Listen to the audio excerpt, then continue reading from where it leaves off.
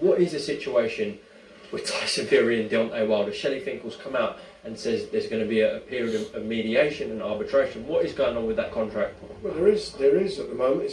It's before an arbitrating judge in the States, and he'll make a decision what how they feel it's going to be. But I don't think that's going to be for a good week, maybe even longer before he makes the decision. I'm not sure. We'll see what happens. Tyson's boxing in London December 5th. What's happening regarding Tyson will be announced on Monday next week. But this Deontay Wilder situation for next year, this trilogy is still potentially in play, because obviously a few weeks ago yourself and Bob Arum said it's essentially done, the contract expired, time's up, but from what's going on now, there is still a chance this Wilder fight could happen. Well, I don't know if there's any, from what I've seen, that contract's expired unless anything else was done, which I'm unaware of. But those are the words of Frank Warren as he was asked. And you have to pay attention to how a person responds, okay?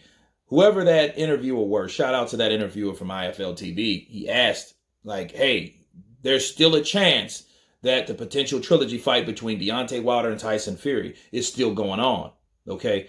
And he was like, well, for what I known before then, the contracts expire. But now, since the mediation process, as explained by from Shelley Finkel, that it's going to be this mediation process where they decide what they're going to do.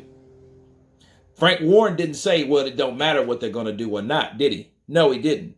He was just like, well, they'll make a decision then. So he didn't say that the fight's off or the fight's no longer happening. He just said, well, they'll make a decision what they're going to do. And then with Tyson Fury, he delayed when that fight will be announced. Well, we'll make the announcement Monday, right? So it's like, okay, you're making an announcement Monday, but does that Monday announcement have anything to do with this mediation process? Because at first he said, well, it's going to be a week. We're going to be a week, and then we'll see what Tyson Fury is going to do. But also at the same token, the mediation process may be a week or more. So maybe one has a lot to do with the other. That's what I'm saying. And Frank Warren he doesn't have the same energy that he used to have when it came to, will this fight happen or not? Because at first, a few weeks ago, the fight's over. It's off. The contract expired. That's it. Moved on. That's it. Right?